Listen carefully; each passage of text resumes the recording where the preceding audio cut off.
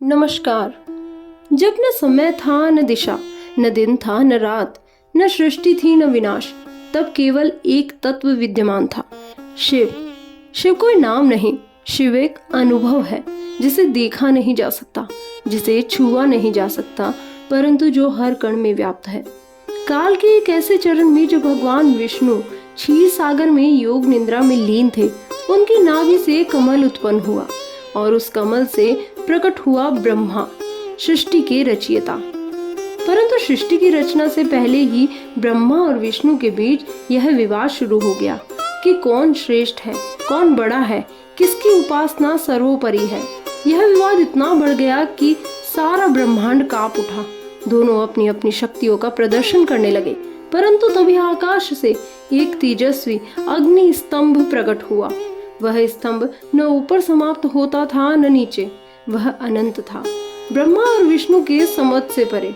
ब्रह्मा ने कहा, मैं इसके शीर्ष तक पहुंचकर प्रमाण दूंगा कि ये मैं श्रेष्ठ हूँ।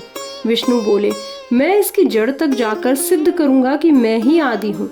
ब्रह्मा ऊपर उड़ चले हंस रूप में, विष्णु नीचे पृथ्वी की गहराई में गए वाराह रूप में। हजारों युग बीत गए पर किसी को न अंत मिला न आदि।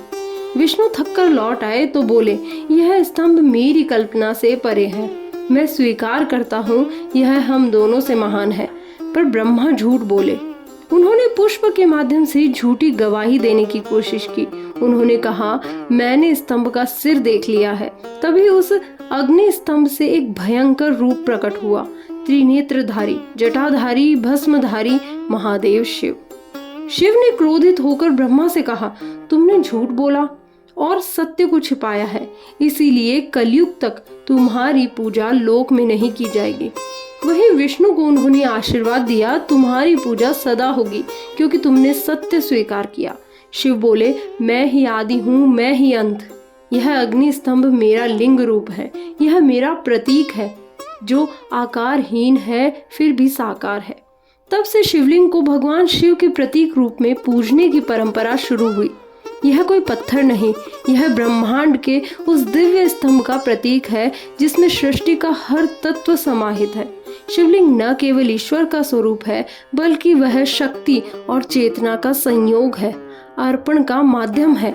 ब्रह्मा और विष्णु जो स्वयं देवों के देव हैं, उन्होंने भी शिव के सामने झुककर यह मान लिया कि शिव की सत्ता अनंत है। यह कथा केवल एक कहानी नहीं, यह अहंकार के विनाश और सत्य के सम्मान की शिक्षा है।